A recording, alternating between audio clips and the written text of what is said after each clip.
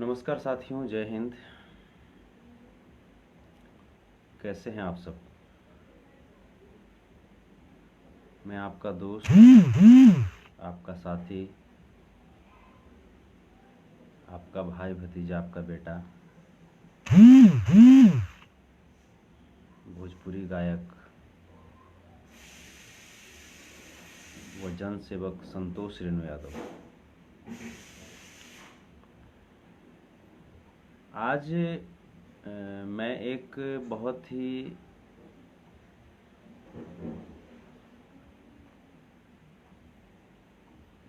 सरल लेकिन हम बिहारियों के लिए बहुत ही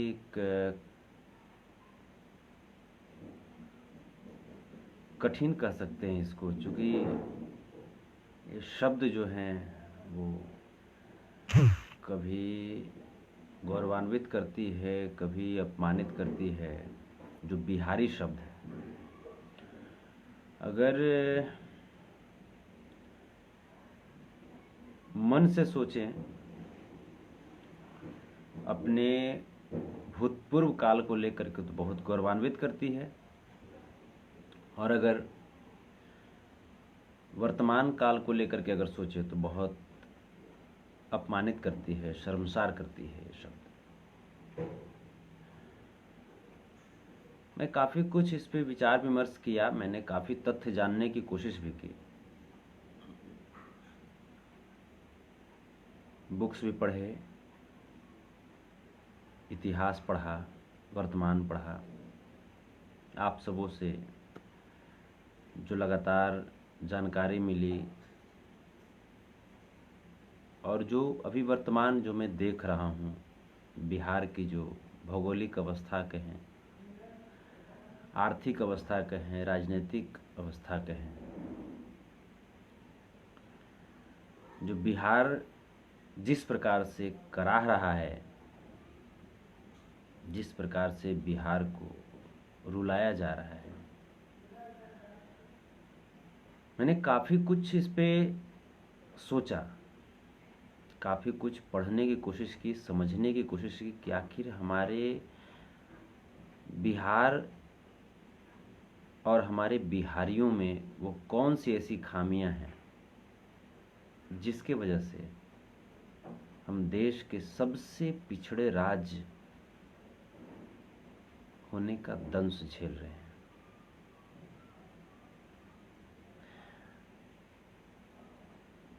जैसा कि आप सब जानते हैं, जिस राज्य ने देश को प्रथम राष्ट्रपति दिया हो, जिस राज्य से महात्मा गांधी अपनी आंदोलन की शुरुआत करते हैं, जिस राज्य से सबसे ज़्यादा आईएएस, आईपीएस, आईआईटीएन, डॉक्टर्स देश की सेवा करते हैं, विदेशों की सेवा करते हैं, जिस राज्य में आइंस्टीन को मात देने वाले स्वर्गीय डॉक्टर वशिष्ठ नारायण सिंह जी जन्म लेते हैं, जिस राज्य में लालू यादव, रामविलास पासवान, नीतीश कुमार, कर्पूरी ठाकुर जैसे राजनेता जन्म लेते हैं, यहाँ की सत्ता पे शासन करते हैं, वो आखिर बिहार पिछड़ेपन का शिकार क्यों हुआ? आखिर कौन से फैक्टर हो सकते हैं जिसने हमें पूरे देश का सबसे पिछड़ा राज्य बनाया? इस लाइव को थोड़ा सा ध्यान से सुनिएगा और इसको आत्मसात करने की कोशिश कीजिएगा, इसको ज़िंदगी में थोड़ा सा समझने की कोशिश कीजिएगा। चूँकि बिहार न तो सिर्फ संतोष रेणु यादव का है, न तो सिर्फ लालू प्रसाद यादव का है, न तो सिर्फ रामविलास पासवान जी का है, न तो सिर्फ नीतीश कुमार जी का है, न तो सिर्फ किन्हीं का है, न तो सिर्फ किन्हीं का है। बिहार हम सबकी है, और जो बिहार को बनाया वो हम सब ने बनाया। हाँ, कहीं पे हमारी रजामंदी रही है, कहीं पे हमारी चूक रही है, जिसके बाद उसका परिणाम भी हम भुगते हैं और भुगतते आए हैं। मैंने जिन फैक्टर्स को देखा, समझा, जिसने बिहार को सबसे पिछड़ा राज्य बनने पे मजबूर किया, उन फैक्टर्स में सबसे पहला स्थान आता है बिहार में, बिहार की राजनीति में जातिवाद का होना। सबसे पहला फैक्टर आता है।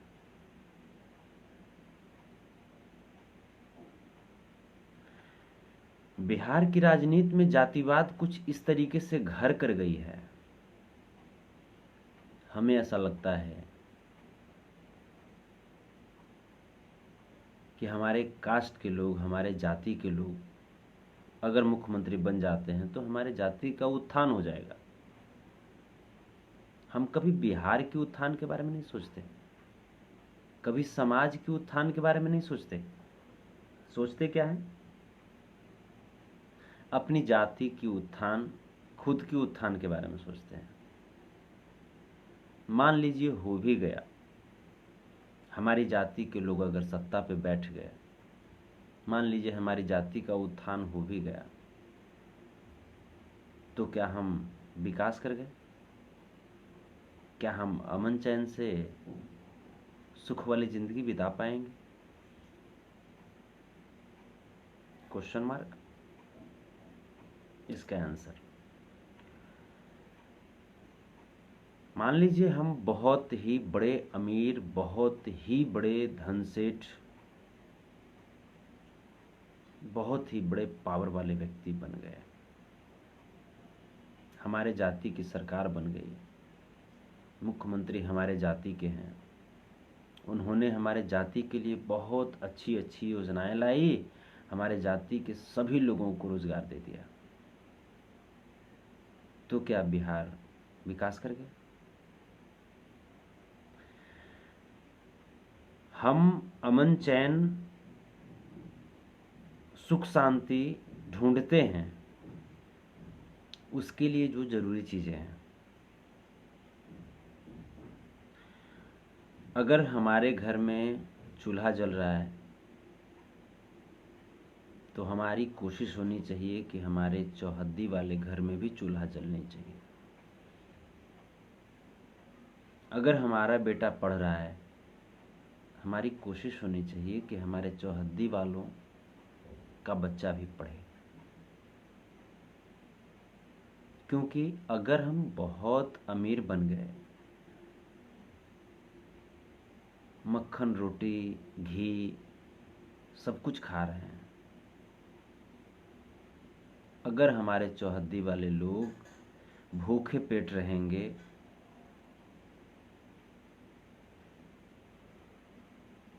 तो वो कब तक शांत रहेंगे? कब तक हमारी या आपकी इज्जत करते रहेंगे? कब तक वो हमारी या आपकी प्रभाव से डरते रहेंगे? अंत में सिचुएशन ये बन जाता है, मजबूरीवश वो हथियार उठाते हैं, मजबूरीवश वो क्राइम को अपनाते हैं, क्रिमिनल बन जाते हैं, चोर बन जाते हैं, डकैत बन जाते हैं। खून किसका करते हैं? उसी का खून करते हैं जिसकी सरकार होती है। खून करना उनका पेशा नहीं है, उनकी मेंटलिटी नहीं है, मजबूरी है। क्योंकि हम तो उनको समझते नहीं है ना अपना। हमारी जाति की सरकार बन गई, अब तो सरकार में हम हैं, मेरा क्या कौन उखाड़ लेगा। और इसके साथ साथ हमारे मानसिक अवस्था कुछ ऐसी बदल जाती है कि हम किसी अन्य जातियों को तरजीह ही नहीं देते हैं, सम्मान के दृष्टिकोण से देखते ही नहीं हैं। हमें तो ऐसा लगता है कि हम तो मुख्यमंत्री के जाति के व्यक्ति हैं। समझिएगा, इस बात पे जोर डालिएगा। अगर मैं गलत कहूँ तो आप लोग सम्मानित नागरिक हैं, हमारे अभिभावक स्वरूप हैं, चाहे मेरे छोटे भाई हों या मेरे बड़े भाई हों। अगर कुछ लगे आपको तो आप जरूर लिखिएगा। तो ये जो चीज़ें हैं, ये जो विचारधारा जो हमारे दिमाग में जो नेता लोग जो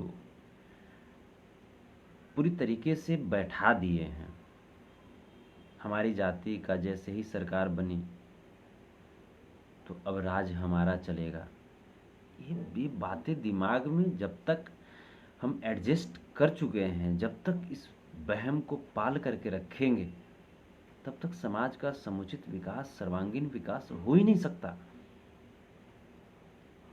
और जब तक कि समाज का समुचित और सर्वांगीण विकास नहीं हो, समाज का हर एक तबका, चाहे वो हिंदू हो, मुस्लिम हो, सिख हो, ईसाई हो, किसी भी जाति का हो, अगड़ा हो, पिछड़ा हो, कोई भी हो,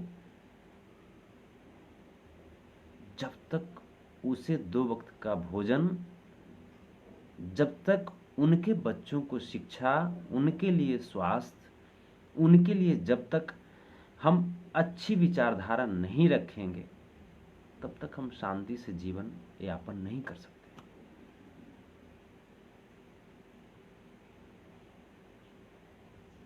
पहली फैक्टर मुझे लगा, मैं बहुत संक्षिप्त में बता रहा हूँ, कहने के लिए इसको बहुत मैं विस्तृत रूप से जा करके मैं पूरी आंकड़ों के साथ में आपको बताता, लेकिन चूंकि लाइव है मैं ब्रीफ करके मैं बताते जा रहा हूँ।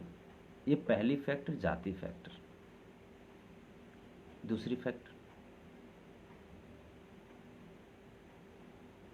दूसरी फैक्टर है यहाँ की राजनीति पुरानी सोच, पुरानी ढर्रे पे चल रही है।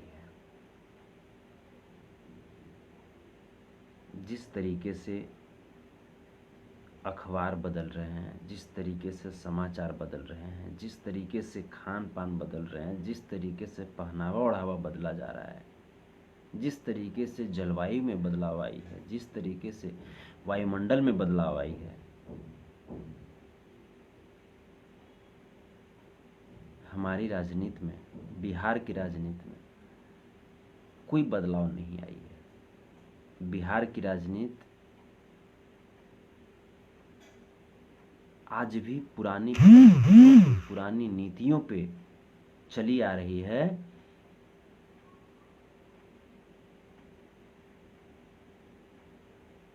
ये एक बहुत बड़ा फैक्टर है जिसके वजह से आज के युवा,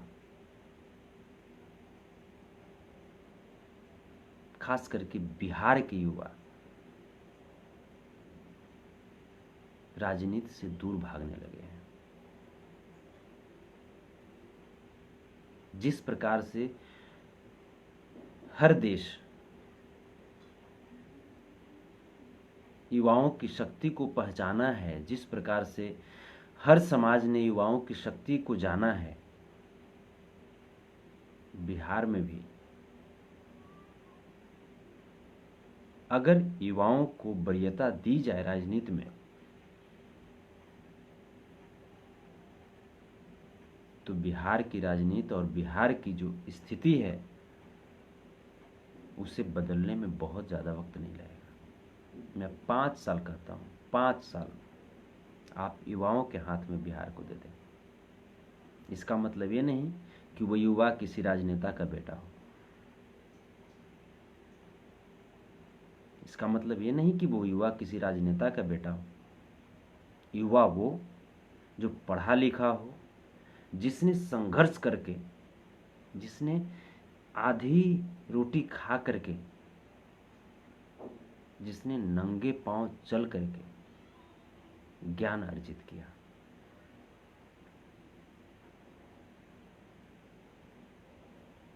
उस युवा को आप राजनीति के मुख्य धारा से जोड़िए। वो जब आ जाएंगे, उनको पता है दर्द क्या होता है। सब लोग बोलते हैं कि लालू यादव खराब नहीं थे, ये बात सब लोग बोलते हैं लगभग, चाहे अपोजिशन के लीडर हों, चाहे खुद उनकी पार्टी के लीडर हों।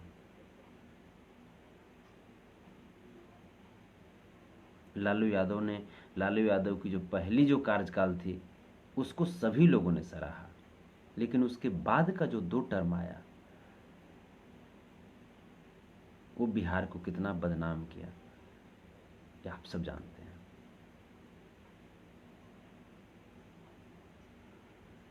पहली बार जब आपको नौकरी लगती है या किसी भी सेक्टर में आप जाते हैं तो उस सेक्टर के लिए आप नवयुवक होते हैं।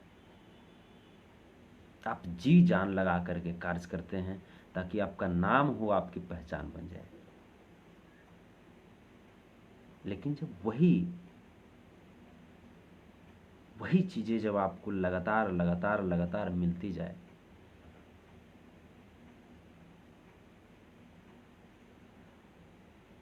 तो वहां पे कहीं ना कहीं आपकी कमजोरी भी सामने आ जाती है, और आपकी कमजोरी पूरे समाज के लिए भारी पड़ जाती है, पूरे समाज के लिए एक बोझ बन जाता है। सिंपल सी चीज मान लीजिए कि अगर आज के डेट युवा को सामने आना, राजनीति की मुख्य धारा में जोड़ना क्यों जरूरी है, थोड़ी सी मैं पॉइंट बताना चाहूंगा। आज के डेट के विधायक, आज के डेट के एमपी जो बहुत पुरानी अवस्था में चले गए हैं, बहुत पुरानी अवस्था में, 50 साल 45 साल,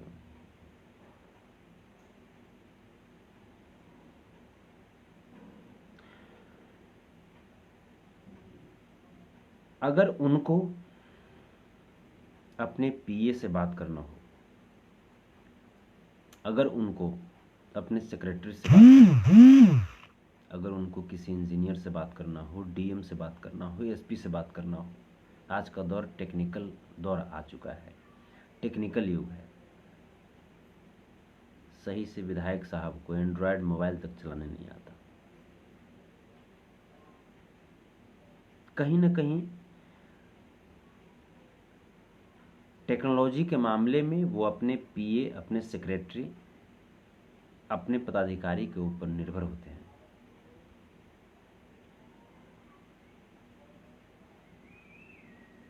इस बात का फायदा पदाधिकारी भी उठाते हैं, इस बात का फायदा उनके पीए भी उठाते हैं, सेक्रेटरी भी उठाते हैं, और अगर एक आध 2 गलती कर भी दिए तो नेताजी उस गलती को भूल जाते हैं, चूंकि उनको पता है कि अगर हम इस पे एक्शन लेंगे तो मेरा एंड्रॉयड जो फ़ोन है वो मेरा कौन चलाएगा, मेरा व्हाट्सएप कौन देखेगा, मेरा मेल कौन भेजेगा। बहुत सारी चीज़ें हैं। इंग्लिश में अगर कुछ आ गया, उधर से एप्लीकेशन आ गया, या इंग्लिश में अगर कुछ मैसेज आता है, उसके लिए वो अपने सेक्रेटरी को ढूंढते हैं, अपने पीए को ढूंढते हैं, अपने पदाधिकारी को ढूंढते हैं। इसका मिसयूज उनके पीए, सेक्रेटरी और पदाधिकारी करते हैं। अगर आज के डेट का पढ़ा लिखा नौजवान वर्ग, जो पढ़ा लिखा नौजवान वर्ग हो, उनको अगर प्रमोट करके राजनीति में लाया जाए तो हमें लगता है वो जोश खरोश के साथ काम करेंगे और बिहार को बहुत जल्द बदल के रख देंगे। वो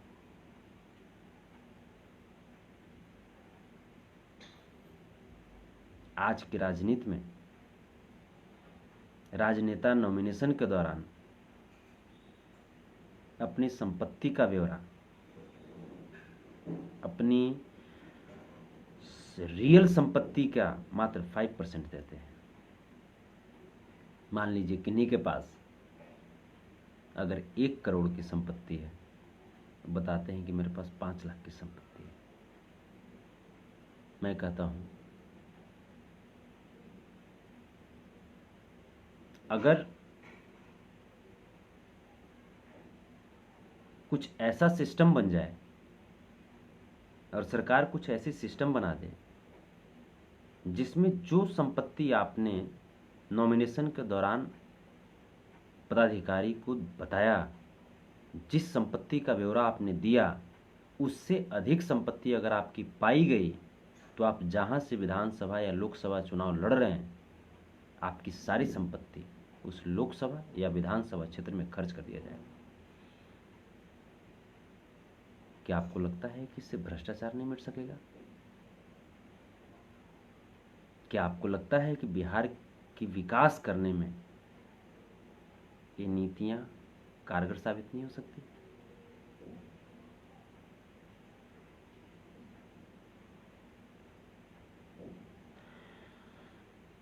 युवा बहुत बड़े फैक्टर, बहुत ही बड़े फैक्टर।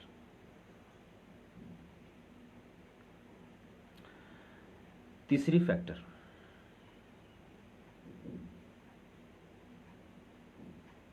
बिहार की राजनीति में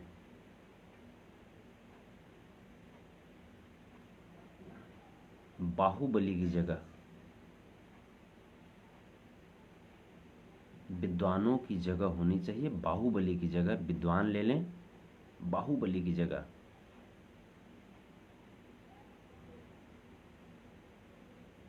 जो सम्मानित लोग हैं, चाहे वो डॉक्टर हों, चाहे वो इंजीनियर हों, चाहे वो प्रोफेसर हों। और डॉक्टर वो नहीं जो घर में बैठ करके गोली चला रहे हैं और पीएचडी की डिग्री ले लिए पैसे पे और उनके नाम के आगे डॉक्टर लग गए, वो डॉक्टर नहीं।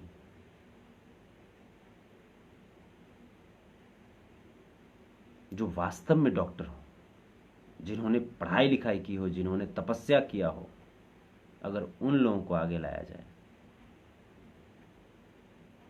वो इंजीनियर्स जिसने तपस्या करके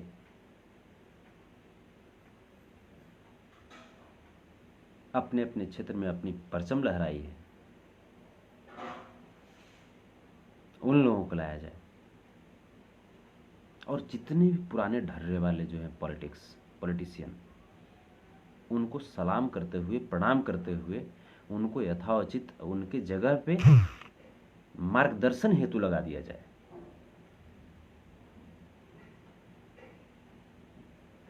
वो बुजुर्ग हैं, वो अभिभावक स्वरूप हैं, हम उनका चरण वंदन करते हैं, प्रणाम करते हैं। आपने बहुत सेवा किया, आपके सेवाओं का ही परिणाम है आज हमारा बिहार। आज का बिहार, अमेरिका से कोई यहां पे सेवा करने के लिए नहीं आए थे। लालू यादव, नीतीश कुमार, रामविलास पासवान,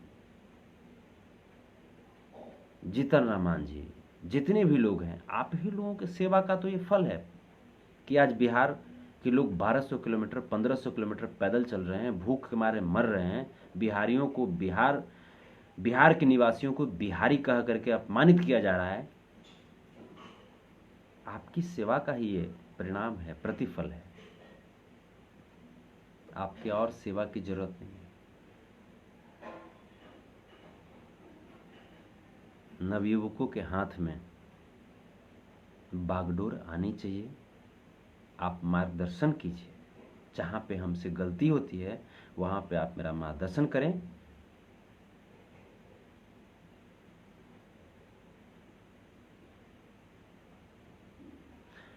दोस्तों, ये युवाओं की बात हो गई। दूसरा फैक्टर हुआ, पहली फैक्टर जातिवादी और धर्मवादी।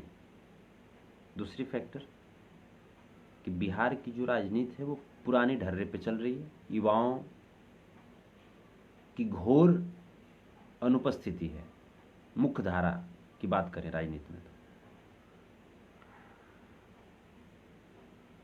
उसी में मैंने कुछ भ्रष्टाचार की भी बातें की कि नॉमिनेशन के दौरान जो संपत्ति का ब्यौरा दिया जाए रियल में वो संपत्ति होनी चाहिए, उससे अगर अधिक की संपत्ति अगर आ जाए तो फिर उसको जिस विधानसभा या जिस लोकसभा क्षेत्र से वो चुनाव लड़ रहे हैं उस विधानसभा या उस लोकसभा क्षेत्र में उनकी संपत्ति को बांट दिया जाए।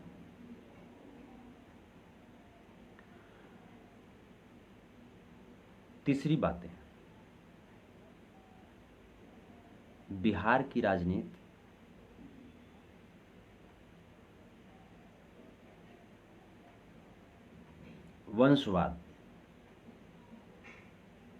वंशवाद की जहां तक बात है, बिहार की राजनीति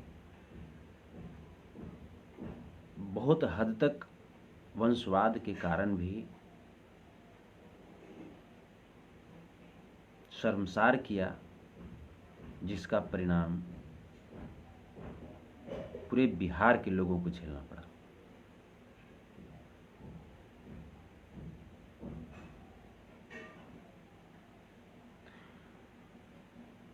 ऐसा नहीं कि दूसरे राज्यों में वंशवाद नहीं है, दूसरे राज्यों में भी वंशवाद है, लेकिन हम इस वक्त बिहार की बात कर रहे हैं, बिहार की मिट्टी में जन्म लिए हैं, बिहार की बात कर रहे हैं। चाहे वो रामविलास पासवान जी हो, चाहे वो लालू प्रसाद यादव जी हो, बिहार की राजनीति में वंशवाद बहुत मजबूती से पैर रख चुका है और बहुत पहले से।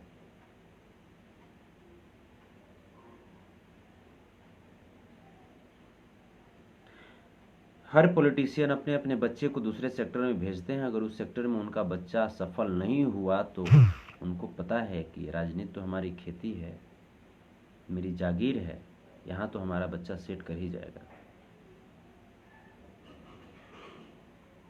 रामविलास पासवान जी भी अपने बच्चे को बॉलीवुड में भेजे अभिनेता बनाने के लिए, अभिनेता नहीं बन पाया तो जन सेवा में नहीं उतारे, वो जन सेवा में नहीं राजनीति में उतारे। जन सेवा और राजनीति में बहुत अंतर है। पहले जन सेवा और राजनीति एक दूसरे का, एक सिक्के के दो पहलू हुआ करते थे। आज के मौजूदा वक्त में जन सेवा और राजनीति में कोसों कोसों दूरी का अंतर है। एक तरफ रामविलास पासवान जी के बच्चे बॉलीवुड में सफल नहीं होते तो उनको राजनीति में ला करके सांसद बना दिया जाता है। हम लोग वोट भी कर देते हैं, अरे भाई रामविलास पासवान के बच्चा है, रामविलास पासवान बोल रहे हैं इस बात को। दूसरी तरफ लालू प्रसाद यादव जी के बच्चे जो क्रिकेटर बनना चाहते थे,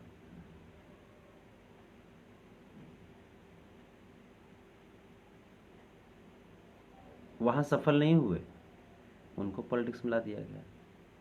एक्स डिप्टी सीएम, जो व्यक्ति एक विधायक तक बनने की क्षमता नहीं रखते थे, एक्स डिप्टी सीएम बना दिया गया उनको। जो एक मुखिया तक बनने की क्षमता नहीं रखते थे, एक्स डिप्टी सीएम बना दिया गया।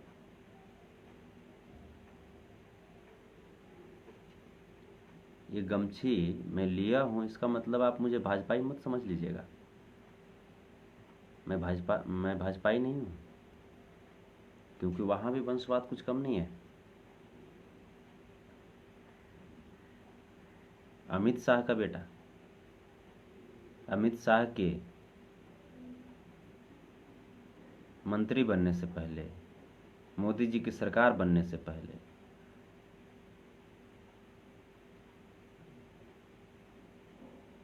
50 लाख का आदमी था।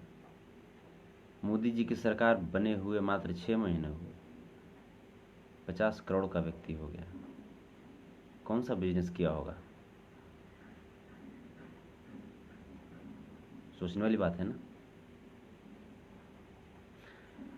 तो मैं किसी का ऐसा नहीं कि मैं, हाँ, इस गमछी का भी रंग दे दिया गया, इस गमछी को भी धर्म से जोड़ दिया गया।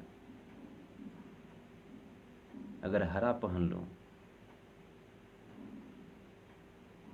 तो मैं राजद समर्थक हो गया, अगर मैं ऐसा गमछी नहीं तो मैं बीजेपी समर्थक हो गया। ऐसा या शायद इससे कुछ टिप में रहता है। बहुत तरह की आपकी मन को ना बिल्कुल बांध दिया गया है, आपको बांध दिया गया है। आप पूरी प्लानिंग है, सभी नेताओं की प्लानिंग है। आपके बच्चे को आगे नहीं बढ़ने दिया जाए, ऐसी सभी नेताओं की प्लानिंग है दोस्त। आप इस बात को समझिए, क्योंकि आपके बच्चे जब आगे बढ़ेंगे ना तो इन नेताओं की फाड़ करके रख देंगे। क्योंकि आपके बच्चे में जो टैलेंट है ना, इनके बच्चे में नहीं है। जिस दिन आपके बच्चे हकड़ना शुरू कर देंगे ना, उस दिन इनके बच्चे की घी बंद हो जाएगी। फिर आपके बच्चे क्यों नहीं हकड़ रहे? क्योंकि आप उनको अपना मसीहा मान चुके हैं। आपको अपने बच्चे की फिक्र है ही नहीं, आपको खुद पे विश्वास है ही नहीं। जिस दिन आप खुद पे विश्वास कर लेंगे, उस दिन आपके बच्चे भी हकड़ेंगे और आपके बच्चे भी सत्ता को चलाएंगे। आप अपने आप को सौंप चुके हैं अपनी जातिगत, अपनी धर्म वाली नेताओं के हाथ में। आप मन ही मन काफी कमजोर अपने आप को मान चुके हैं। आपको ऐसा लगने लगा है कि शायद लालू यादव की सरकार आएगी तो हमारे बच्चे को नौकरी लग जाएगी, हमारे बच्चे बहुत आगे बढ़ जाएंगे। नीतीश कुमार की सरकार आएगी तो हमारे बच्चे बहुत आगे बढ़ जाएंगे। फलाना की सरकार आएगी, फलाना की सरकार आएगी। आप ये नहीं सोचते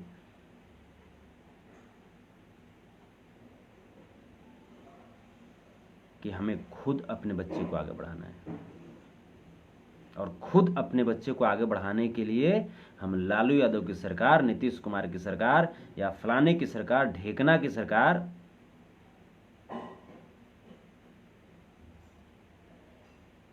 उसका इंतजार नहीं करेंगे।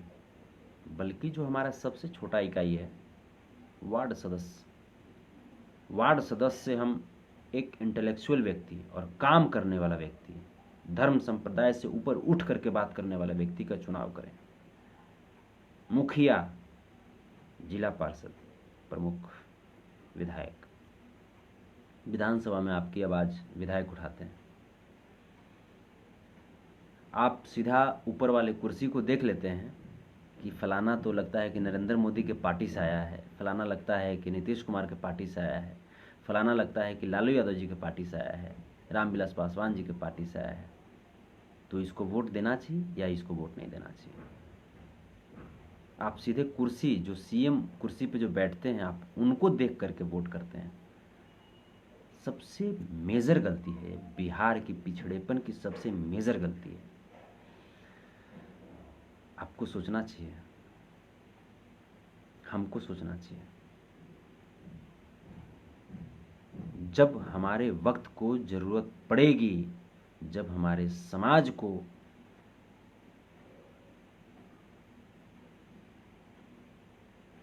सरकार से जरूरत पड़ेगी, तो हमारे पास सबसे नजदीक सरकार के कौन सा इकाई है? वो है विधायक। सबसे नजदीक इकाई है आपका, वो है विधायक। क्या आप डायरेक्ट अपनी बात को लालू यादव से कह सकते हैं क्या?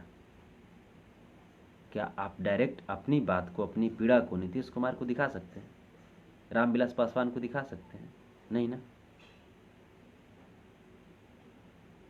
आप पटना में हैं तो हो सकता है कि आप, या पटना से 10 किलोमीटर 15 किलोमीटर की दूरी पे हैं, तो आप सीएम हाउस चले जाइए, सीएम ऑफिस चले जाइए, जनता दरबार चले जाइए। 5 रुपया 10 रुपया की भाड़ा लगा करके आप चले जाएंगे। अगर आप 200 किलोमीटर की दूरी पे हैं बिहार से, पटना से, आप कैसे आएंगे अपनी पीड़ा सुनाने के लिए? तो पीड़ा किसे सुनाएंगे आप? अपने विधायक को। और वही आपके पीड़े को सुन करके और आपकी आवाज़ को सरकार तक पहुंचाते हैं, आपकी आवाज़ को विधानसभा में बुलंद करते हैं। तो आप सबसे पहले आप विधायक को सुयोग्य चुनिएगा, उसके बाद ही ना आपकी आवाज़ पहुंचाई जाएगी यहाँ पे। अगर आपके विधायक ईमानदार होंगे, काम करने वाले होंगे, जनता की सोच को आत्मसात करने वाले होंगे, जनता के दुख में भागीदार बनने वाले होंगे, तब भी आपकी आवाज को यहाँ तक मुख्यमंत्री तक या विधानसभा तक उठाएंगे वो। हम तो डायरेक्ट सोच लेते हैं कि नहीं भाई, लालू यादव जी के पार्टी से आए एकदम वोट मार दो, नीतीश कुमार जी के पार्टी से आए वोट मार दो, सरकार तो नीतीश का बनेगा, नीतीश चाहे कि वैसी सरकार चलाएगी। मैं कहता हूं सरकार जाए तेल लेने, अगर आपके विधायक दिल से चाह गए कि आपके क्षेत्र का विकास हो जाए तो कोई माई का लाल आपके क्षेत्र के विकास होने से नहीं रोक सकता, चाहे वो मुख्यमंत्री हो या प्रधानमंत्री हो। आपके क्षेत्र की विकास ये आपका हक है, और ये हक किसी प्रधानमंत्री या मुख्यमंत्री ने नहीं, बल्कि हमारे देश के संविधान ने दिया है हमें।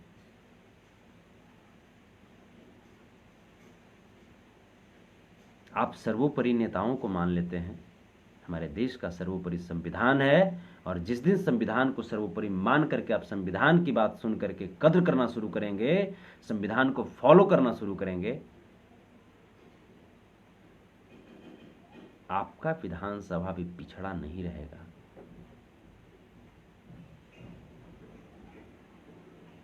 बहुत सारे मेरे भाई, उनका फोन आता है, भैया आप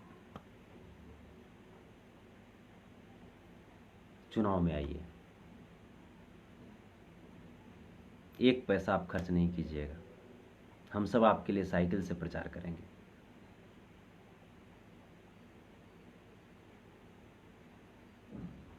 आपसे बहुत उम्मीदें हैं।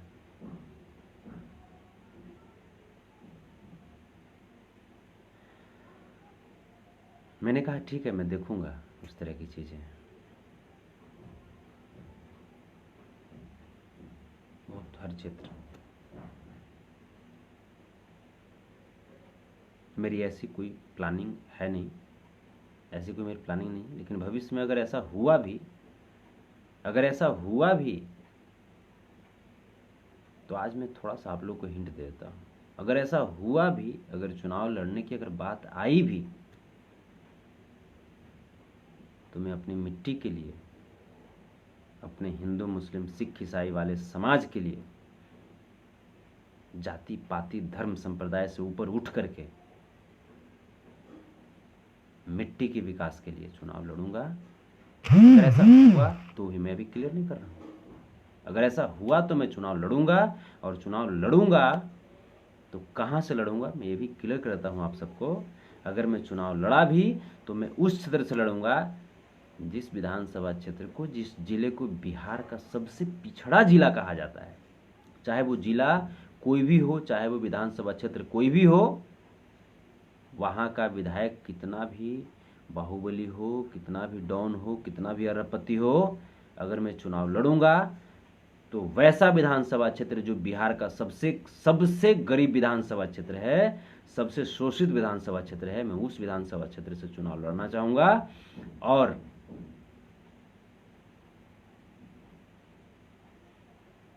5 साल में उस विधानसभा क्षेत्र को अगर बिहार का नंबर 1 विधानसभा क्षेत्र नहीं बना दिया,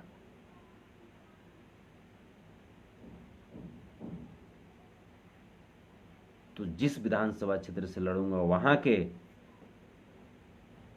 सेंटर में आकर के चौराहे पे अपने आप को फांसी के झूले पे लटका दूंगा। कमिटमेंट है।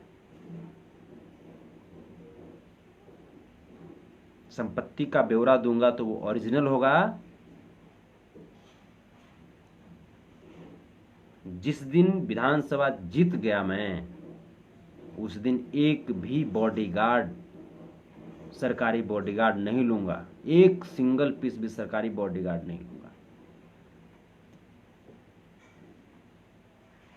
जिस दिन मैं जीत गया चुनाव, पटना का जो विधायक फ्लैट जो होगा मेरा,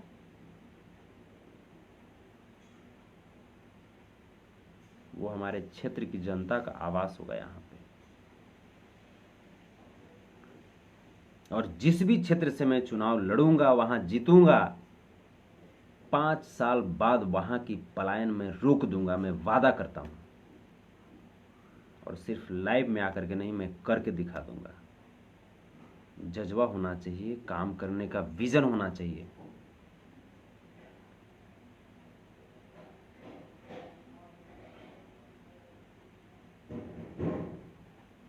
इस लाइव के माध्यम से हम बहुत सारे युवा साथी से अपील करते हैं, देश को बचाइए, बिहार को बचाइए। और बिहार को बचाने के लिए आप सब युवा, मेरे भाई, मेरे दोस्त, मेरे साथी, आप सब आगे आइए प्लीज। बिहार करा रही है, नित्यदिन बलात्कार हो रहे हैं, चाहे वो दरभंगा का बलात्कार हो, ज्योति पासवान हमारी बच्ची जिसको बलात्कार करके हत्या कर दिया गया, चाहे वो भागलपुर की घटना हो, चाहे वो मोकामा बलात्कार की घटना हो,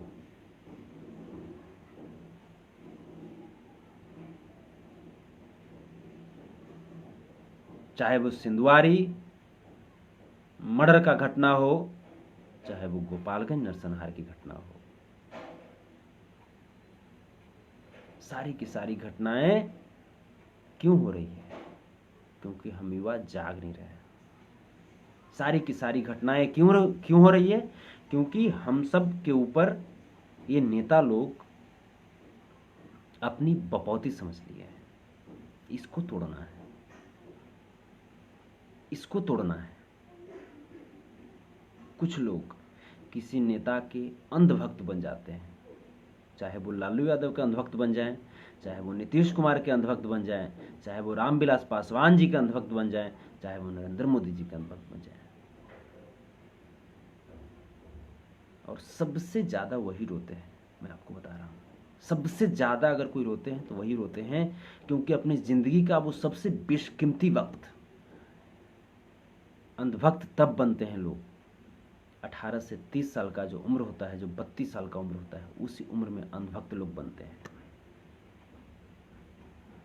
और वो उम्र जो होता है वो आपकी करियर का सबसे बेहतरीन उम्र होता है, सबसे बेहतरीन वक्त होता है, जो कि आप किसी की अंधभक्ति में बिता देते हैं, गंवा देते हैं।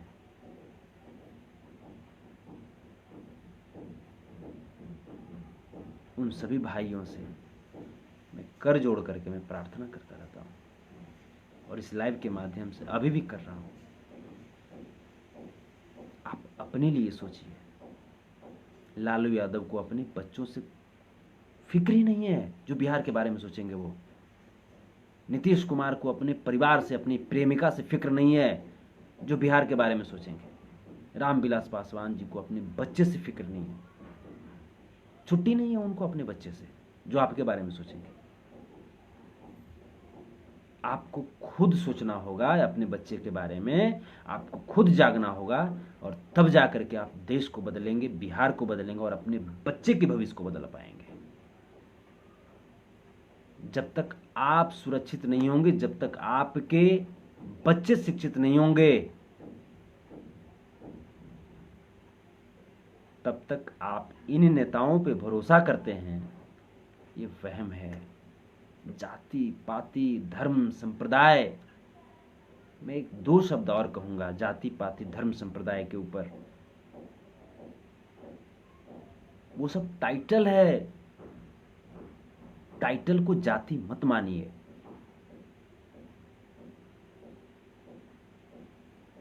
कुछ नेता लोग आपको बोल दिए कि यादव हो, किसी दूसरे का बात नहीं बर्दाश्त करना है, पासवान हो, किसी दूसरा का बात नहीं बर्दाश्त करना है, तुम ब्राह्मण हो, किसी दूसरा का बात नहीं बर्दाश्त करना है, राजपूत हो, भूमिहार हो, कोयरी हो, कुशवाहा हो। मैं पूछता हूं दोस्तों, सिंपल सी कुछ क्वेश्चन। मेरे नाम में संतोष रेणु यादव लगा हुआ है, आपके नाम में फलाना सिंह राजपूत या फलाना पासवान या जो भी लगा हुआ होगा। क्या आपकी जिंदगी में किसी अन्य टाइटल का कोई योगदान नहीं रहा है? सोचिए, दिमाग पर जोर डालिए। किसी अन्य टाइटल, जिसको आप जाति बोलते हैं, किसी अन्य जाति का आपके जीवन पे कोई योगदान नहीं रहा है? आपके पढ़ाने वाले शिक्षक क्या सभी के सभी आप ही के जाति के थे? आप जो अन्न खाते हैं, क्या उस अन्न को उपजाने वाले सभी लोग आप ही की जाति के हैं? क्या किराना दुकान वाले लोग आप ही की जाति के हैं? क्या जिस लोगों ने ये कपड़ा बनाया, जिसको हम गले पे धारण किए हुए हैं, सुशोभित हो रहे हैं, अपनी प्रतिष्ठा ढक रहे हैं, क्या वो सभी हमारी ही जाति के हैं? क्या हमारे दाढ़ी बनाए लोग, बाल बनाए, हमें सुंदर बनाए, हमारी जाति से हैं? क्या हमारी माताएं बहनें जो कपड़ा पहन करके जो इज्जत को ढकती है, क्या वो सभी हमारी जाति के होते हैं? क्या वो चिकित्सक जो सेवा करते हैं, जो इलाज करते हैं हमारा, हमें बचाते हैं, क्या वो सभी हमारी जाति के होते हैं? क्या वो मेडिसिन काउंटर, क्या वो ड्राइवर, छोटा छोटा बेचारा रिक्शा चालक, ऑटो चालक जो हमें हमारे गंतव्य स्थल तक पहुंचाते हैं, क्या वो सभी हमारी जाति के होते हैं? और अगर हमारी जाति के नहीं होते तो फिर घृणा तो उनको भी करनी चाहिए ना दोस्त। जातियों में, धर्मों में समाज को बांटा किसने? इन नेताओं ने।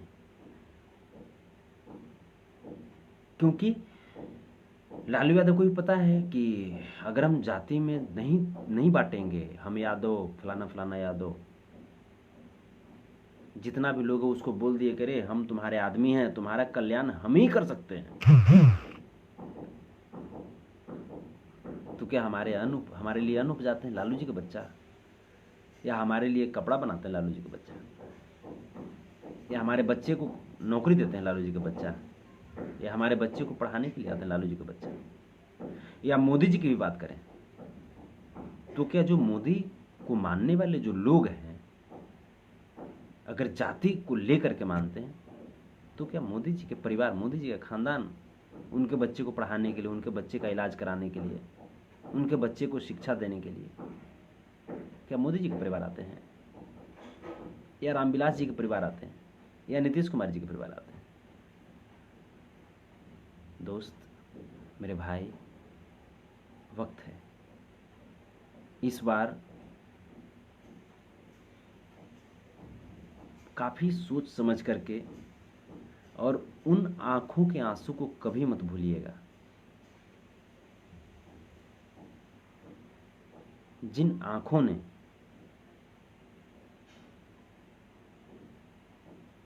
करीब करीब 1200 किलोमीटर का पैदल सड़क देखा है अपनी आंखों से, और पाँव में छाले देखे हैं, बिहार को कराहते देखा है, बिहार को रोते देखा है।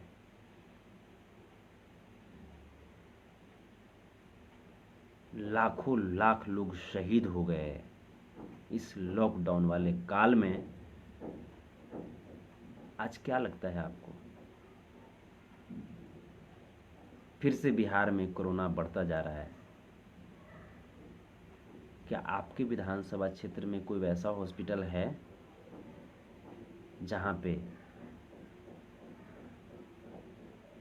1000 लोगों का समुचित इलाज कराया जा सके? है? मैं आपसे पूछ रहा हूं, क्या आपके विधानसभा क्षेत्र में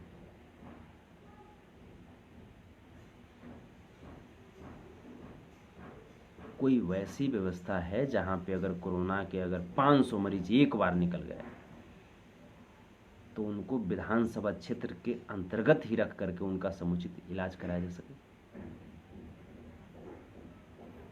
क्या आपके विधानसभा क्षेत्र में कोई वैसी फैक्ट्री है जहां के ये रोजगार प्रदान की जा सके आपके विधानसभा क्षेत्र के लोगों के लिए? है? नहीं है ना? गलती किसकी है? गलती आपकी नहीं है, अगर आप नवयुवक हैं तो गलती आपकी उतनी नहीं है। हम लोग भावुक व्यक्ति होते हैं, गरीब लोग भावुक होते हैं, भावनाओं में बह करके, उसकी बातों में आकर के, जाति पाति धर्म संप्रदाय की बातों में आकर के खुद के बारे में सोचना बंद कर देते हैं और अगले की बातों में चले आते हैं, उसको वोट दे देते हैं। बहुत सोचने की जरूरत है, बहुत सोचने की जरूरत है। मुझे किसी से नफरत नहीं है, मुझे किसी से नफरत नहीं है, न लालू यादव, न नीतीश कुमार, न रामविलास पासवान, न नरेंद्र मोदी, किसी से मुझे नफरत नहीं है। एक पॉलिटिशियन के तौर पे। लेकिन अगर एक सच्चे नागरिक की बात करूं तो मुझे इन सबों से नफरत है। अगर एक सच्चे नागरिक की बात करूं तो जितना रुलाया है ना इसने, चाहे वो लालू यादव जी हो जाएं, चाहे वो नीतीश कुमार जी हो जाएं, चाहे वो रामविलास पासवान जी हो जाएं, चाहे वो नरेंद्र मोदी जी हो जाएं, चाहे वो राहुल गांधी जी हो जाएं, जितना रुलाया है ना, इस मरते दम तक तो नहीं सोच सकते, भूल नहीं सकते इस चीज को, और सोच भी नहीं सकते कि इन लोगों को वोट भी दूंगा। कोई नया व्यक्ति, मैं मुख्यमंत्री की कुर्सी को देख करके तो वोट करूंगा ही नहीं। कोई नया व्यक्ति आ जाए, मैं उसे वोट करूंगा, उसे सपोर्ट करूंगा। लेकिन इन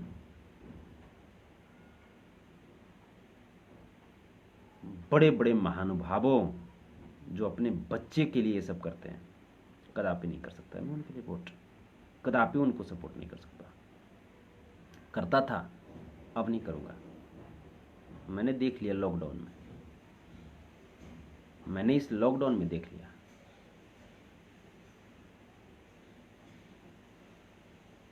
लगातार जितनी चीजें बिहार में चल रही है, बेरोजगारी, रोजगार, पलायन, आप जा करके पढ़ सकते हैं इस चीज को। बिहार सरकार के अनुसार अभी वर्तमान में लॉकडाउन के पहले 46.2% यहाँ की आबादी बेरोजगार थी। 46.2%, 13.25 करोड़ की आबादी, 46.2% बेरोजगार, मतलब लगभग 6.5 करोड़ लोग बेरोजगार। 6.5 करोड़ लोग बेरोजगार हों जिस राज्य में 3 करोड़ लोग, ऐसा माना जाता है, बिहार सरकार की आंकड़ा ही बताती है कि 3 करोड़ लोग बिहार से बाहर रह करके अपनी जीविका चलाते हैं, अपना जीवन यापन करते हैं, बच्चों, परिवार की भरण पोषण करते हैं। 7,000, 8,000, 10,000 की नौकरी करके, 15,000 की नौकरी करके। यहाँ तो 6.5 करोड़ बेरोजगार है ना, तो फिर 3 करोड़ लोग प्रवासी हो चुके हैं। बाकी 3.5 करोड़ तो आज भी बिहार में है।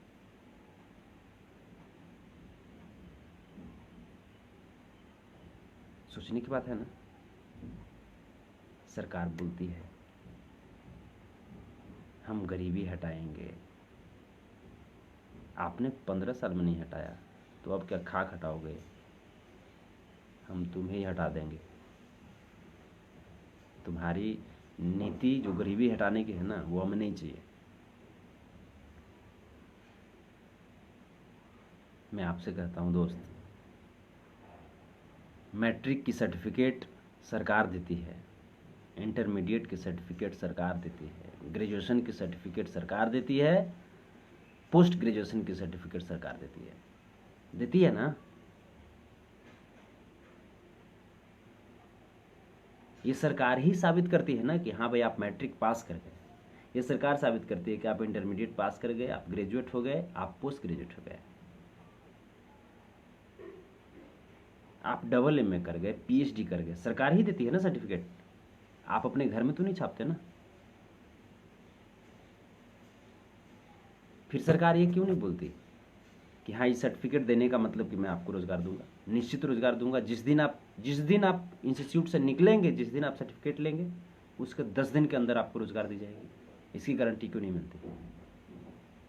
अगर जब आपके पास रोज़गार नहीं है, जब आप रोज़गार नहीं दे सकते हो, तो फिर नौजवानों को इतना वक्त क्यों लगवा दिया पढ़ाई में? बोल दो कि हाँ, मैट्रिक के बाद आप सोचिए कि आपको क्या करना है, क्या नहीं करना है। मैं रोज़गार नहीं दे सकता हूँ, मेरे पास रोज़गार नहीं।